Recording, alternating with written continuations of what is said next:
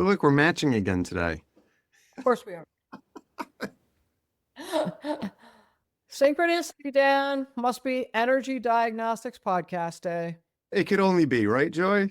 We show up, we come on camera, and we're both dressed the same. Rewind. Although your hair is very lovely today, whereas mine, it was probably a nice 20 years ago. We'll see.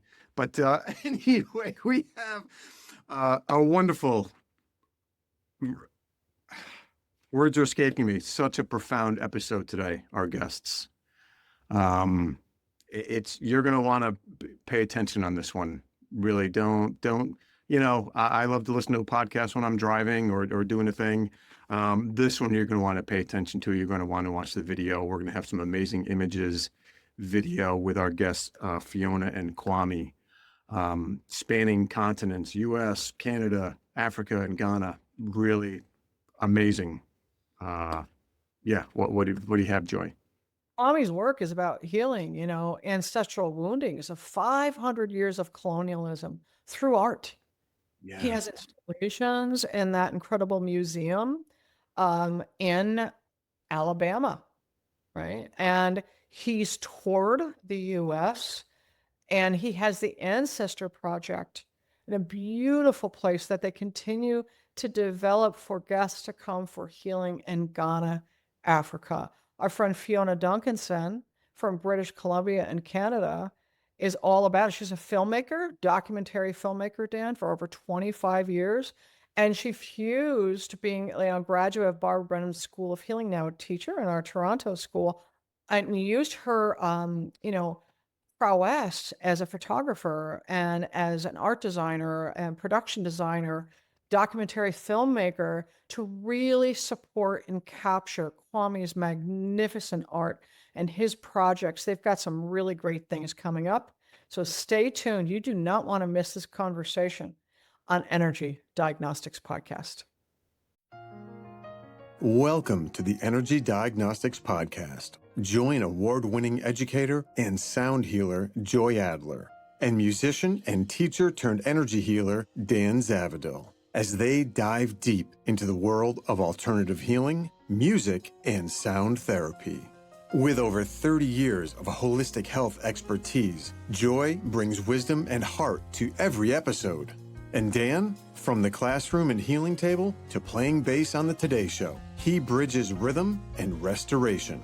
Tune in for inspirational conversations with masters in the field of transformation who share tools to empower your journey of self-discovery and wellness through music for healing.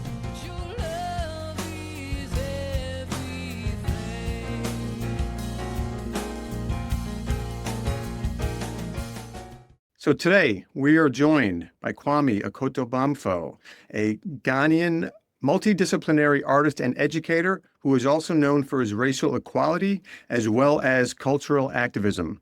He's a founder of the Nkyinkyim Museum in Ghana, as well as the creator and sculptor of Nkyinkyim Installation in Ghana, Legacy Museum, and National Monument for Peace and Justice, Montgomery, Alabama, USA. He is also the creator of Nkyinkyim Creative Communal Labor Festival, Ancestor Veneration Ceremony, which we're going to talk about, and Freedom Parade festivals. In 2021, his Blank Slate Monument toured throughout the U.S. from Louisville, Times Square, New York, and the King Center in Atlanta, among other stops. Kwame's works typically archive historical African living experience while protesting the legacies of African enslavement and colonialism. With a history of exhibiting in public spaces rather than art galleries, the powerful orator and scholar seeks to take his art into the heart of the community, disseminating his message to an audience beyond art patrons. Through this, he's able to create a wholly holistic experience that firmly embeds newly reformed ideas into one's previously established schematic diagram. His art is simply not art, that's true. It is activism, a lesson, an antidote, a realignment of a world dismantled and reconstructed by moments in history that all should integrate. Having become an expert in one using symbolism for effective public visual communication, Kwame currently uses his expertise to assist museums and governments for communicating sensitive and painful subjects such as war, genocide, enslavement, and healing. Kwame is currently working actively on creating healing spaces for people of African descent around the world: Ghana, USA, Costa Rica, and Liberia. We're talking about real ancestral wounding, but also healing for peace, Kwame. Wow, amazing work. And here we have a friend, Fiona Duncanson from British Columbia, Canada, Barbara Brennan School of Healing graduate as well as teacher.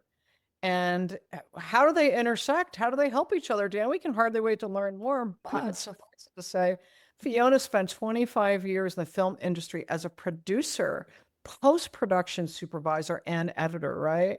And I think it was in 2016, you had like 25 titles in your filmography, Fiona, right? And that's, you decided that you were going to go back to school for healing. Clearly, your art is healing. You're a teacher, you're all about healing. You're also a world traveler and bring your work you've filmed around the world. I've seen some of your books, outstanding photographer. And in 2021, with 25 years of film experience and your energy healing combined, right? You joined the board of the Ancestor Project based in Ghana, Africa. And of course, it was started by the multidimensional healer and teacher Kwame Akoto-Bamfo.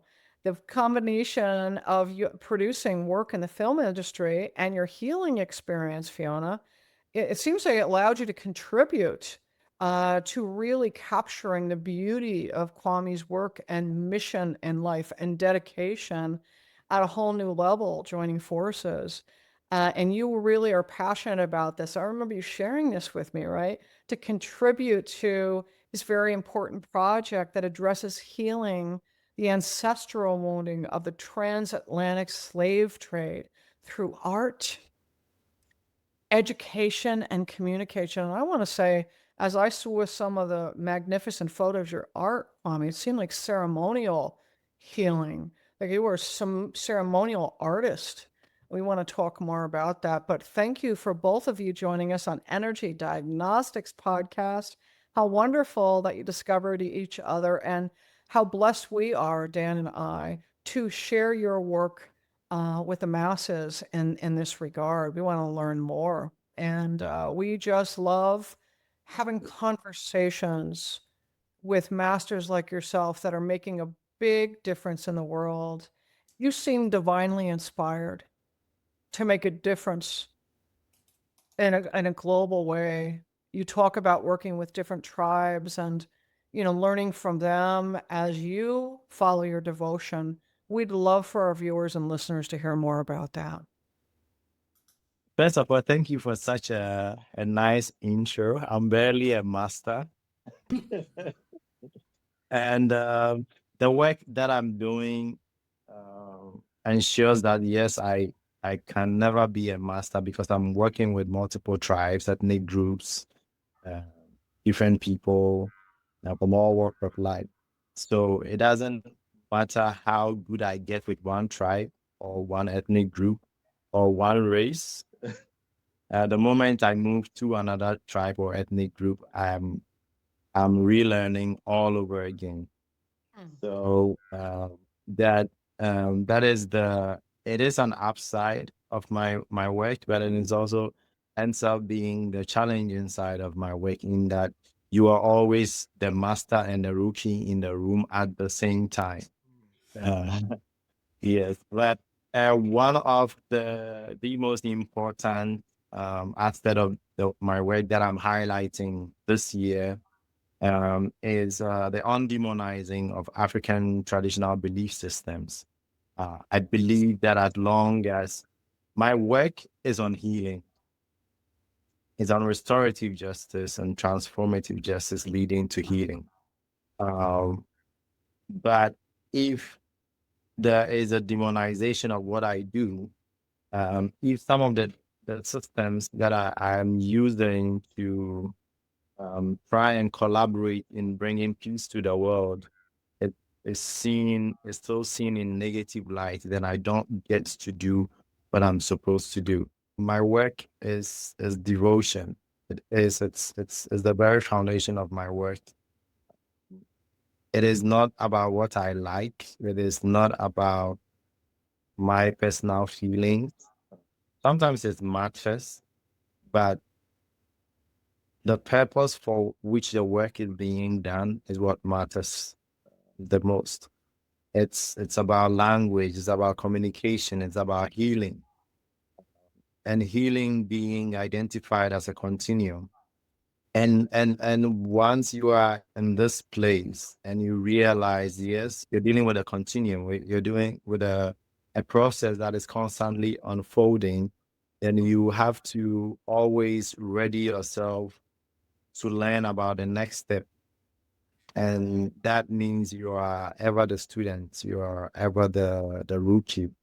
You're both the master and then the student at the same time. It is also very helpful because it has given me some of the exact approaches to how to engage in this dialogue. When to teach what you have to teach, when to shut up and just listen. Yes. And then when to dialogue and collaborate. Currently, I have priests who want to learn from me, and they have to also go through the same processes because they are also masters from their own tribes and then from their own ethnic groups. But then they have to come to learn in an attempt to improve on what they already know, and then to also join us to be able to reach the rest of the African diaspora and the rest of the world. Yeah, so it's about that continuum that needs to be acknowledged for actual healing to be able to happen. About healing continuum and not as a one stable place. Yeah. And you call the organization the Ancestor Project. So you are inviting people of African descent that can come and begin their healing path from the woundings of ancestral enslavement. And they come from all over the world, as you say, this is your quote, to find their way home. Yes. Yes. And it's very, very important, this process, going through ancestor veneration as people of African descent would.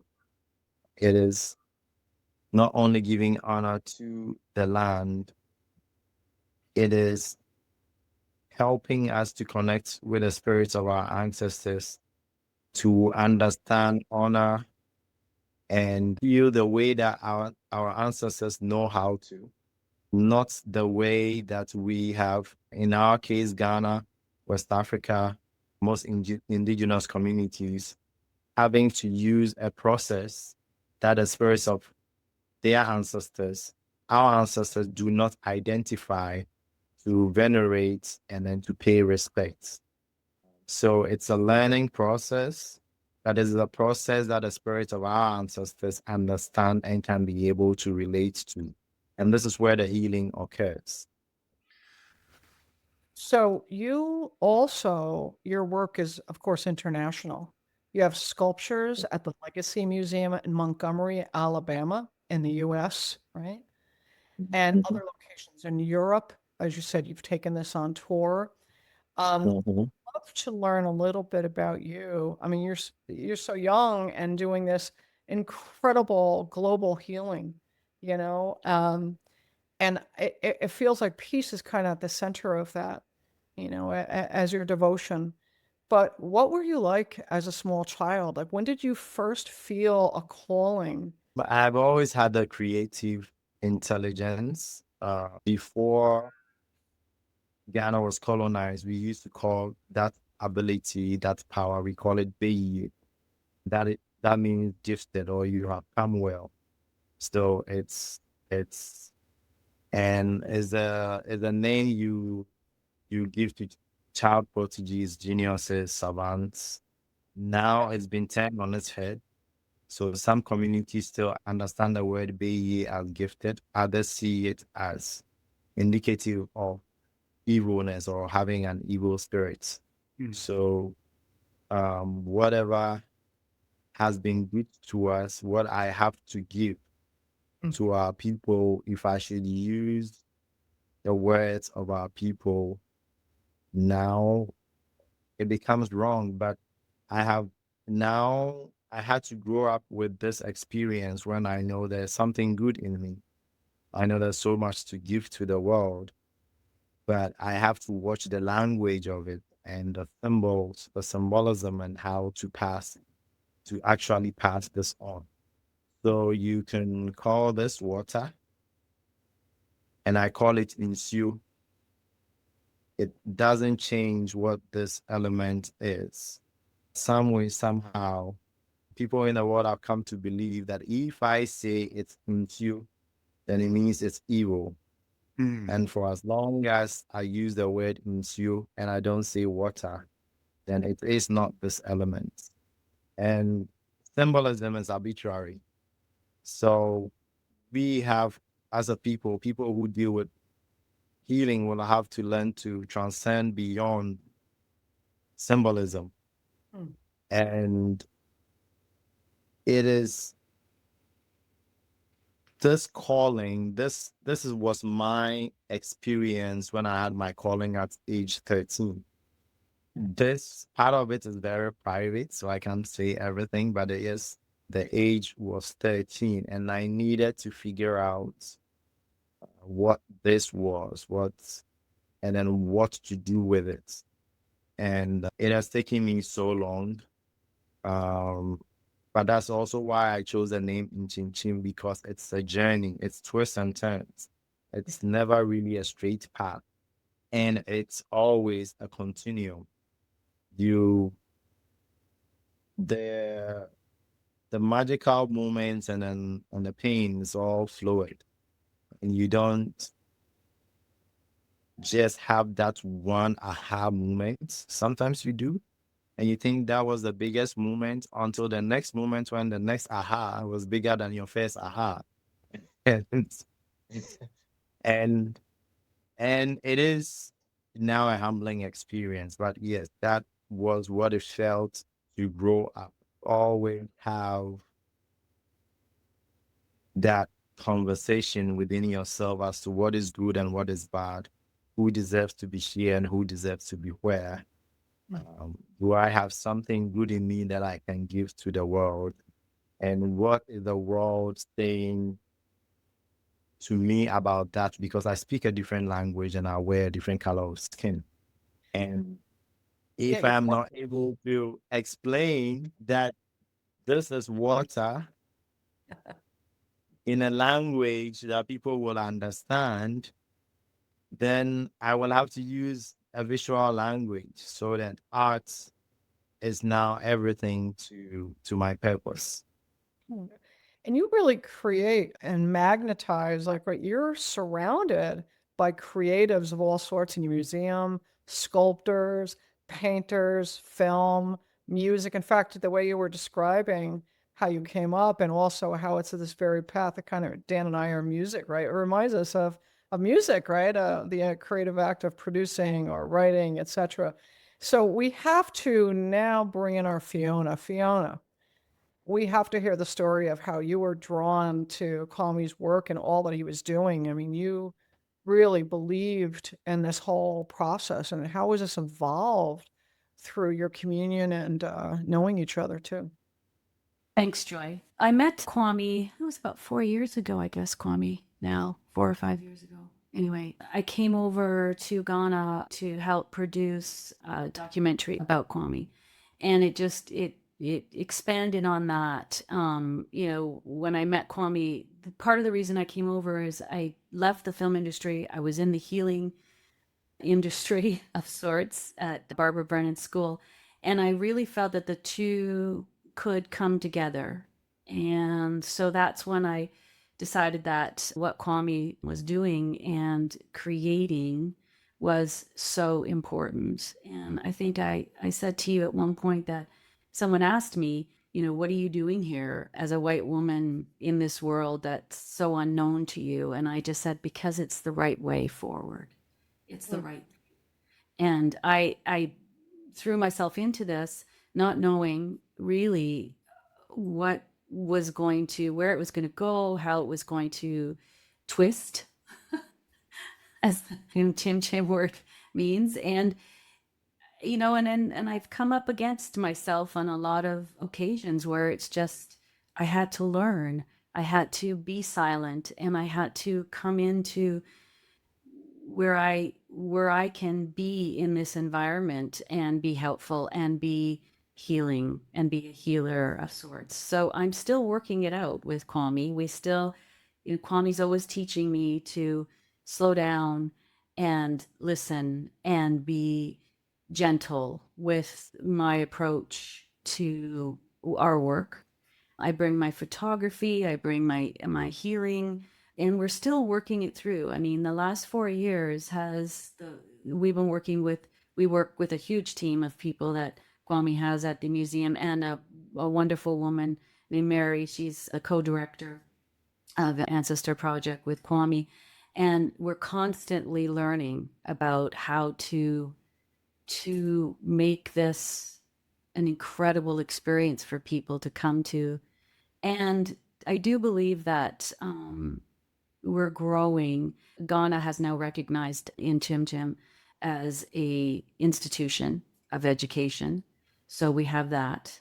And so that gives us the ability to set up programs, teaching programs, art programs, all kinds of things that will be able to bring people to Ghana and learn about the healing of the transatlantic slave trade, which was 500 years or more, Kwame, of devastation to a continent. It really feels so important to learn more and to share that, Fiona and Kwame. We appreciate that because, this is a global issue. This is a humanitarian effort to really reclaim and heal from the devastation. Now, you are going to have a very important event upcoming in October. Is this where you're going to have art classes and all sorts of things going on? We want to hear about that. Yes, we have an Ancestor Veneration Ceremony, and at this event, not only are we venerating our ancestors using the method and the ways and the processes that we know how, we are also teaching people in the African diaspora how to do it, and then how to also unlearn the demonization that our processes have been subjected to over the years. There's always that connection with voodoo, even that is a corruption of the word voodoo, and the image of what we do and how it's portrayed in the media to fit specific narratives that do not necessarily do very, very good to us. We are teaching people, we are educating people. I have gone through, apart from the symbolism and then the rites, even the healing processes as well, spiritually, psychologically, and then with herbs. We are teaching people all of this so that the healing can happen, because sometimes the path is in your blood. Sometimes the path is DNA. It is spirits. It's on the very, very fringe edges of science. I love what you're saying. So it's possible that the work that you're doing to educate others and to support the healing is perhaps intergenerational. I get curious, you must be leaving this world a better place than you found it, and really following your devotion. I can imagine this would be very healing, not just for this generation, but for generations to come, as they say. And what I'm hearing and learning is that there's purpose in these ceremonies to really support the healing right in the DNA, which I can imagine goes back through generations. Yeah. So that it's our autumn, but ladies and gentlemen, that is this fall at the museum in Ghana, October 10th through 12th. Yeah, this ceremony. And Fiona has offered us a couple of videos, which we're going to add to this. Viewers, you're going to be so touched by the work that's being done, and stay tuned for those videos on Energy Diagnostics Podcast. What do you see in these faces? Anguish, determination, innocence, just some of the words painted in my mind by the blank slate monument. I haven't lived the African-American experience. I've only observed from afar. 39-year-old Ghanaian artist and activist Kwame Akoto-Bamfo's work examines restorative justice for people of African descent around the world. He created this sculpture, a powerful collection of moments telling the story of African Americans. It's trying to highlight everything that we have been through, our ancestors have been through, the struggle and then the freedom tradition that they've been a part of, and that we are continuing. The statue also designed to be a counter-narrative in a country once awash in Confederate monuments. It has no base, no pedestal, which Akoto-Bamfo says is a symbol of white privilege. It's simply a stack of bodies, flush against the ground, an African slave shackled, a foot on his face, but he's not crushed. He's supporting. We have a Union soldier standing on the very body of his enslaved ancestor. And then he continues to carry the current generation who also has a baby on her back. The soldier with a noose around his neck, still holding a tattered American flag and uplifting an activist mother. It is a call to action that your voice now will make you another body on which your descendants can step on to reach higher. At the very top, a blank slate, a digital screen on which anyone who sees the statue can project a message, a reaction, a word about life in America. Sue Johnson runs the NIA Cultural Center in Galveston, Texas. She helped bring the blank slate monument here to her hometown. I thought that I was going to be jubilant, but it's kind of dark, but hopeful at the same time. The feature of the blank slate that allows the viewers to put a message out there, that's just another opportunity for free speech, which I think is so important, especially in this time. For the past 2 years, the statue has traveled the U.S., evoking emotions from Pittsburgh to Atlanta, from New York's Times Square to the nation's capital. Everywhere it's gone, drawing crowds, making people think. It's very inspirational. It has a lot of messages speaking through it. It looks like they're stepping on one another, but in fact they're building on each other's sacrifices. And the visual is, to me, conflicting about that. Very powerful piece. It's almost like they're demanding to be heard, especially the lady at the top. And that we have to help each other progress forward. That's what I get from it. The blank slate monument ends its U.S. tour here in Galveston, the same city where the ending of slavery in America ended more than 2 years after the Emancipation Proclamation. On June 19, 1865, federal ships sailed into Galveston Bay. They were carrying Union Army soldiers, including thousands of black soldiers. They were also carrying a message of freedom and the means to enforce it. That day is what we now call Juneteenth. Galveston historian Sam Collins. It was not a piece of paper that freed the enslaved people of Texas, but the men with the guns. Collins says there was no grand announcement of freedom, rather soldiers mass printing and posting the famed General Order No. 3 changed life in Texas. They were, as some say, free-ish, because in the order it also says the former enslaved are to remain at their present homes and work for wages. The change was indeed celebrated and still is generations later. A Juneteenth parade in the streets of Galveston this weekend. Families, whole communities gathering in Jubilee with an eye on their ancestry. We honor their memory when we commemorate Juneteenth every year, and we've been doing it here in Galveston for 158 years. Collins now leading the effort to establish an international Juneteenth museum in Galveston, his team working to find a buyer for the blank slate monument so it can stay in this history-rich city. We're working to become a more perfect union by fixing the cracks in the foundation of our storytelling. And this expands the narrative about this history, not only here in Galveston, but in America. Wow, what an incredible story. And Aaron Gilchrist joins us now. Aaron, I mean, such unforgettable images, the hand holding the foot, the lack of a pedestal. I imagine it's something to see in real life there. What happens to that statue after this stop there in Galveston? Yeah, it really does leave an impression for sure, Gotti. Right now, the statue is supposed to be in Galveston until July 5th. It will likely stay there a little bit longer, but the folks behind this effort tell me that they have had sponsors as it's toured the country. Right now, they plan to put it in storage for the summer while they look for a buyer. It also incredible to hear so many people talking about looking at that. I got to ask, I mean, you were there when you first saw that statue. What went through your mind? You know, it definitely causes you to pause when you first see that face of the enslaved person at the bottom of the statue. It is jarring. It is something that stirs up a lot of emotion. I can tell you, I felt sad initially looking at it, and then you sort of think about the story as you go up the sculpture, and you realize that there's a message of hope at the top of that sculpture. And it's one that people who organize this want to be carried out across the country as the statue potentially continues on in a museum, possibly here in the U.S. Yes.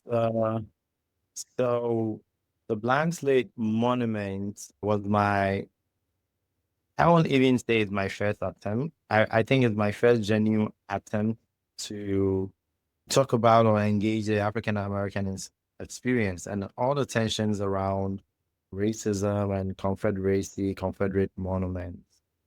It is what it is where this world has come to, where it is cultural sensitivity. It is me being Black, me being African, me having ancestors who were enslaved, but I am still not an African American, and I have not lived the African American experience. So it was my own journey into becoming, and it was my own journey into learning of a process, which then, if I am able to teach people, we move from restorative justice to transformative justice. Because even as a Black person, I have limitations as to what I can talk about and how I can talk about it and where to move on from there. So instead of creating a statement that I may not deserve to talk about because I don't have that full experience, I came out with a blank slate after multiple dialogues with my friends, Sudanese, Ghanaian, African Americans in Ghana, white people in the US who want to help but do not also know the language or necessarily the process how to. And I was like, well, philosophically, we always have what we call a palimpsest, when what is written has been wiped. And even though we write something new, you can see this faint impression of what was written before. Sometimes artists, we get to play God and we get to pick the symbolism. Teachers and healers become preachers and they don't engage in dialogue. It's always one-sided. We see it in healing communities and in churches, and there's one person by tradition playing God, even though he or she may not intend to. The people that you talk about do not get to be part of the conversation. So while we were having this dialogue on what kind of symbol are we going to use, I said, okay, let's have a blank slate. Let's give it to the people. So we don't have a permanent statement stuck in time. You do not have one sculpture representing a timeline of many narratives and many opinions. It's very important to the process that I use. It awoke something else in me as an artist. And it reminds me to be humble even when I have some wins in life. Yeah. Sounds like, in so doing and touring the U.S. with great humility and trying to understand an experience from the perspective of African Americans as an African man, and you're bridging the worlds. You're bringing healing Fiona, I can imagine that had great importance to you to be part of, and you felt a real devotion and call to this work in 2021 when he was touring. Tell us more about that and how you got involved and where you felt to hold, because as a great filmmaker and photographer, I've seen some of the work and it's pretty amazing. I love the photos of Kwame, you working in your art, in the process of it. It was so alive to me. It's really important work for me to. I just became the witness, and that's something that I've always learned. I learned through Barbara Brennan, is to be the witness in my own life, and it was that witnessing of what was going on in Ada at the museum and with Kwame's work that I realized, wow, just stay quiet, just witness, see what's going on here, because it's such important healing work. And it was so outside of, I'm Canadian, but I went to the United States to be, to school. And so I had certain reference points that I saw the world through, rose-colored glasses of sorts. But this whole world, when I went over to Ghana and started working with the documentary and then now with the Ancestor Project, I just had to take those rose-colored glasses off and be a witness and humble to it. And I haven't always been. I've been caught a few times in my arrogance and in my ignorance and in my just lack of knowledge of being in a new culture, being in a new situation. So I've had to reevaluate and stay and really bring myself back to that witness often. And that's the work that I really learned to use the tools in my toolbox from going to school at what we call BBSH. So, yeah. I wonder if that is just a natural segue into your gift as a documentary filmmaker. Filmmakers are witnessing what's going on, as well as a photographer. Yeah. My photography is just really about witnessing and letting what's going on around me happen, and then me noticing. I love to be the noticer and that's how I take my pictures. Posing and that type of stuff. I like to just be in my environment and take the pictures, and that's how I do it. In Nkyinkyim, I'll just wander around sometimes and I'll just take in what's going on and see what's happening. And it's such a beautiful environment to be in at the museum. I mean, we have rooms now that people can stay out, people can tent, and sit, in nature. And there's drumming that goes on, and there's all kinds of things that are happening that Kwame and the team are constantly creating. And we're creating an environment where there's going to be sustainable. It's going to be sustainable with food and fruits and vegetables and all of our. Kwame and I work a lot on the environment together with a great bunch of guys and gals, and we create these beautiful gardens and so it's a constant natural environment to be around. And then there's the pilgrimage that Kwame probably will tell you more about, that people come from all over the world to do. We're just constantly evolving every day. You're capturing these healing moments as you see them. I've seen you in action, like, oh, this is so beautiful. I want to capture this. And did I hear you say, so you have built 10 areas, hotel rooms where people can come and stay, like you're building community for people to receive the healing benefit. Yes, we do have rooms, and we hope to expand on that. We've also built spaces where people can come. So we have people on all walks of life being able to afford to be in the space. It's currently one of the things They're under the stars and in nature. That's what you've created, right? Like you're bringing people home to themselves. Yes. As you were both speaking, and we talked about the healing that's happening here, it made me wonder. Like I suddenly had this question of what is it like to be pulled from your land? The land where your people have been rooted for generation after generation and suddenly placed in a different land and how that impacts people. And I can imagine coming to the museum and coming to the grounds and having this expression and this validation of people's experience through art, through community, through music, through being back in an environment from which people had once been pulled, must be immensely healing on levels that we can't even begin to comprehend. Kwame, you should probably talk about also the sacred area, which is what I think really important. Yeah. So the photos that you see in the videos online of a sacred healing space, where we charge the space with energy, so that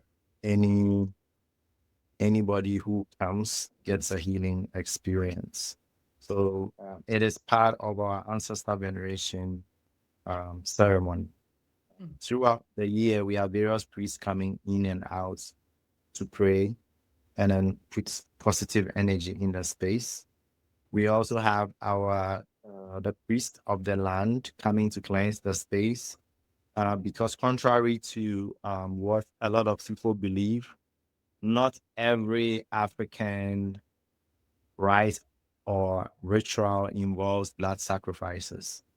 And this is one of the lands where we don't do blood sacrifices.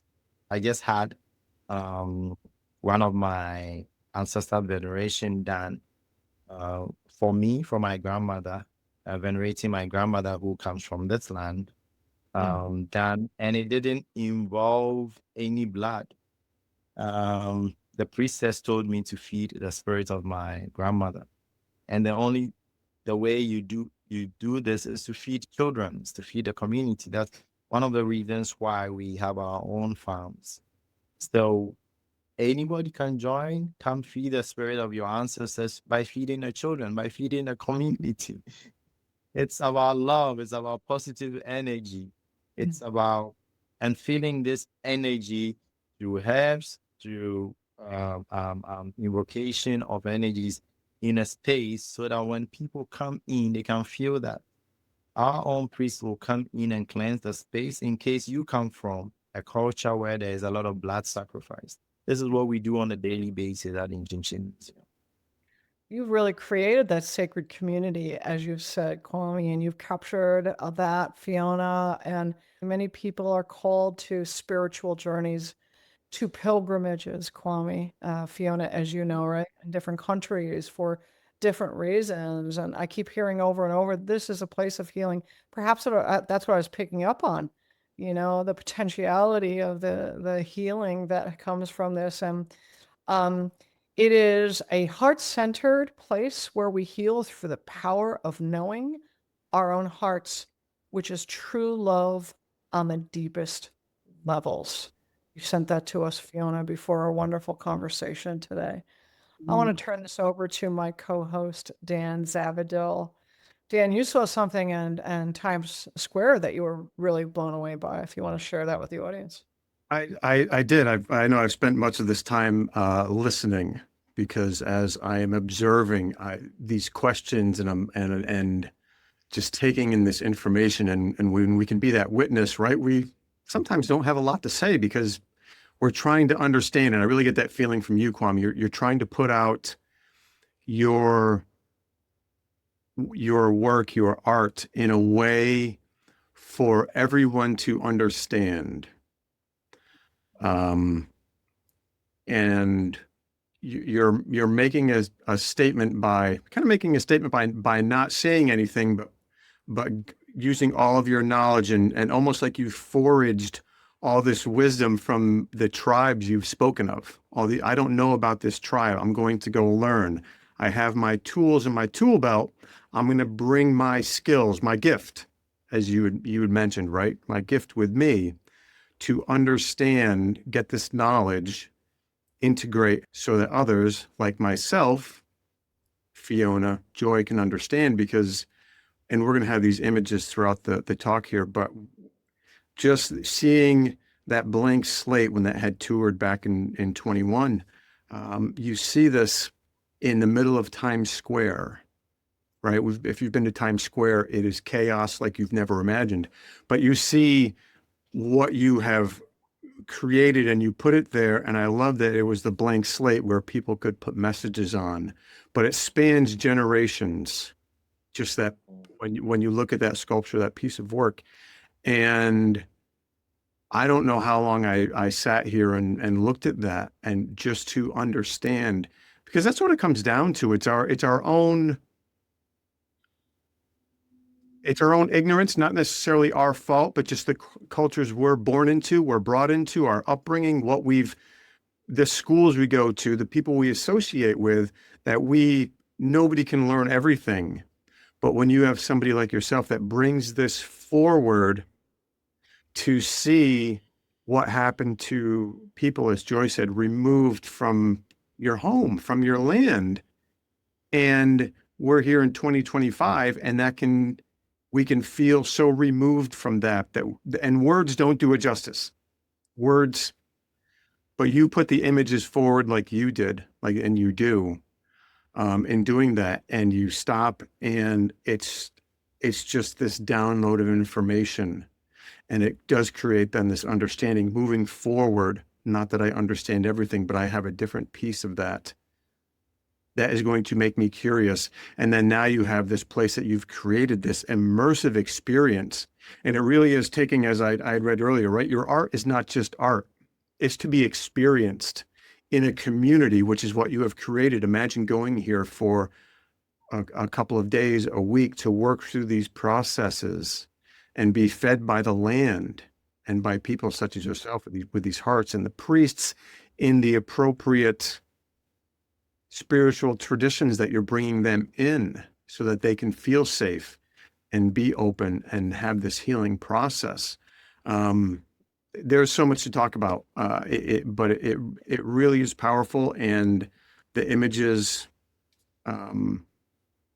say a lot. It really says a lot. And I love how you've created this, and that you're, like you had said originally, you're not doing it for you. You're bringing it so people can understand what has happened, right? Let's have an understanding of each other and where we come from.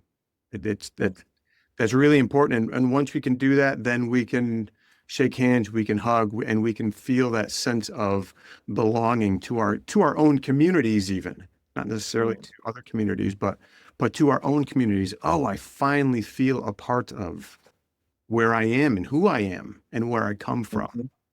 That's deeply important, to feel like you have a place on the earth to stand and then move forward with our gifts, whether it's music, photography, filmmaking, sculpture, and creating that community. It's really powerful. Like I said earlier when we first met, I gotta get moving. You've done so much, and you are doing so much. Really to be commended. It reminds us how important our true path is, to walk our true path and the difference that we can make. So thank you for transmitting that to us, Kwame. And Dan, thanks for sharing what you observed and what you were listening and witnessed. I was so moved by this, just from the transmission that you offered us, Fiona, about how important this work was to you. And you said Kwame's work is about healing the ancestral woundings of 500 years of colonialism through art. Another example of how art is healing, how art can reach people when, maybe words don't, or maybe the understanding is you're creating an art form, museum, through education, through music, through community, through stays with the Ancestor Project, for anyone to come there and to begin to understand, to walk a mile in a person's shoes, right? How do we learn? We learn to try and understand rather than to be understood, as they say. And so you have created that. Your work is international. And for our listeners and viewers, some of Kwame's sculptures are at the Legacy Museum in Montgomery, Alabama, in the U.S. If you're not going to be able to get to Africa in the near future, or maybe that's years away, you can enjoy that and the understanding, and check out some of the videos and the photography that we're going to share with you. Thank you for your generosity, Kwame and Fiona. And we want to get this out to people to know that this exists. Healing is happening. Understanding is happening. We can feel the heart of purpose with you both. And we want to thank you for all that you're doing to make this world a better place through healing, something that has been really up in the world community, certainly in our country in America. Kwame, and you're Canadian, Fiona. I'm curious how that was for you to kind of land in America and see this, and what that vibration was like for you, you know? Mm-hmm. Yeah. A lot. And, you know, but it helped me bridge many different, you know, parts of my life as well. Yeah. And you know that we're starting a new school in Toronto. So Canada is going to have its first Barbara Brennan school, which is quite exciting. I thought I'd get that in there, you know, while I can. And the other thing that I wanted to mention that maybe we can put in as well is on the 17th of August. Can you tell us about that, Marcus Garvey? Yes. His Right Excellence Marcus Mosiah Garvey is one of the giants whose shoulders I stand on, so people can see where I am now and what I do. It is very, very significant. His rites, his Ancestor Veneration Ceremony that we're going to have on the 17th of August 2025. Because like many other ancestors, sometimes we have people in the diaspora who wish to have stepped on the continent, but they were never able to. And through our rites and rituals, we are able to bring part of their DNA, either their hair or their fingernails, or the hair and fingernails, or the ash of themselves or their descendants, to be buried at our space. And we are doing that for this icon who fought for Africa, a land that he never stepped on. It's very, very dear, significant to us. We thank you both, Fiona and Kwame, today, and Ancestor Project, the great work that you're doing to heal this in the world. It's palpable. It's really palpable. It's powerful. And we look forward to hearing how it goes at Barbara Brennan School of Healing Toronto, Fiona, because you're bringing this vibration, just like you shared with me, and I could hardly wait to have Kwame on and you and sharing about this project. You know, this is an international school, Kwame, as you know, attracts people from all over the world. So there's a great potential for healing to happen as everybody goes out in their own communities and goes home and transmits that healing the world over. We thank you so much for being on Energy Diagnostics Podcast. And honor who you are in the world. Your art is healing and creating these communities. I can't even imagine 10 or 20 years we're revisiting this. Fiona, thanks for sharing about this for us. And we wish you all the best. Thank you so much. Thank you, Dan. Thank you so much, Joy. Yeah, Thank you, Dan. Hey, everybody. Thank you so much for tuning in. Joy and I really appreciate it. Hey, if you're liking our content here, please make sure you like, follow, subscribe on your favorite platform to make sure you, stay up to date with all the latest and greatest we put out here at Energy Diagnostics Podcast. That's right, Dan. And if you're liking our content, folks, please feel free to share so others may enjoy the benefit of the wisdom our guests are offering. Thanks so much, and be kind to each other out there.